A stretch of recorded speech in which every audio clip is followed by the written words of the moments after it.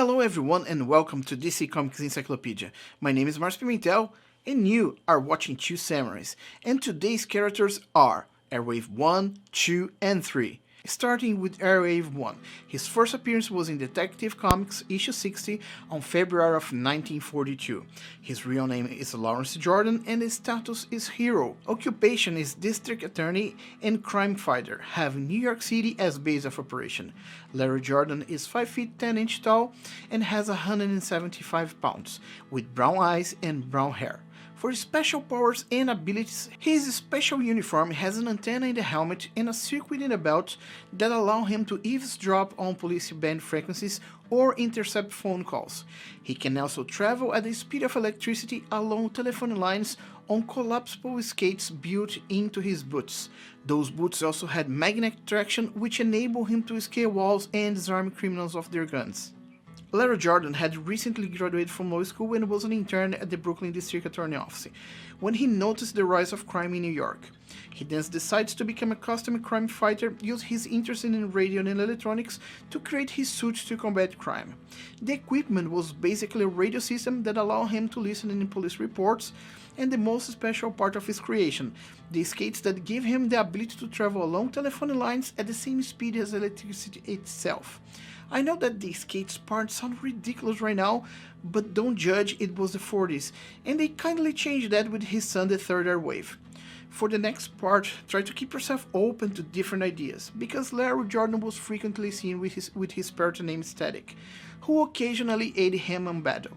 Because some heroes have dogs, other one giant sea horses, other one friggin' fly horses, one of them has a giant dragon bat, but if you want to stick with the parrot, who am I to judge?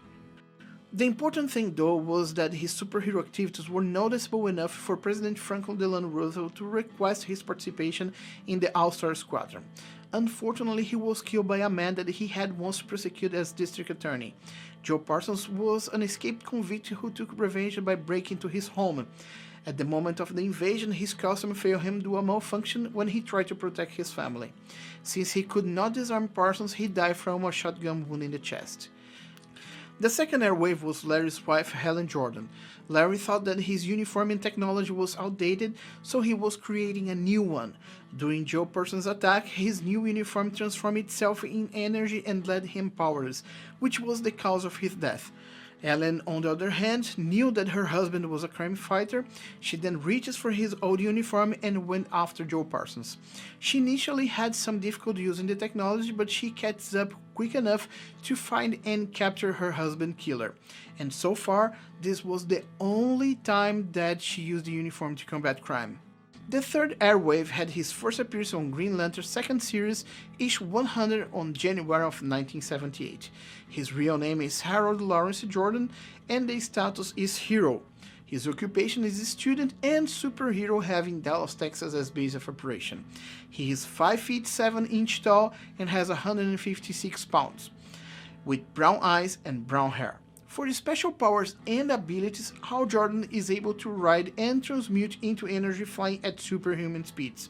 He inherited his powers and initially used his father's suit and helmet to better control his abilities. If you think that his name is too familiar, you're right. Harold was named after his cousin Hal Jordan from the Green Lantern Corps, and he actually lived with the Jordan's family when his father died. At a young age, Hal Jordan was found to exhibit powers to transmute into energy, but his father was killed before training him to use his powers. Eventually, Hal Jordan decided to follow up the footsteps of his father's career and took the mantle of Airwave. At some point, he became able to control his transmutation into energy without relying upon his father's equipment. In the beginning of his career, he was coached by his cousin Hal Jordan, the Green Arrow, and the Black Canary.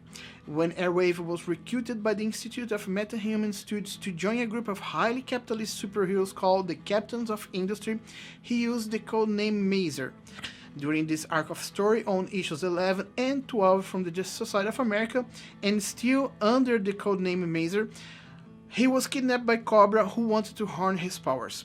With the help of the Justice Society of America, he thwarted Cobra's plans to destroy New York City with the anti-ballistic satellites. He then left the captains of industry and started to use Airwave as his moniker once again. Later, Airwave joined the Justice Society of America in battle during the Imperiex War, as well against the Triumvirate of Mordru, Obsidian, and Eclipso. That's all for today. Please consider share, like, and subscribe. Thank you everyone for watching, and bye.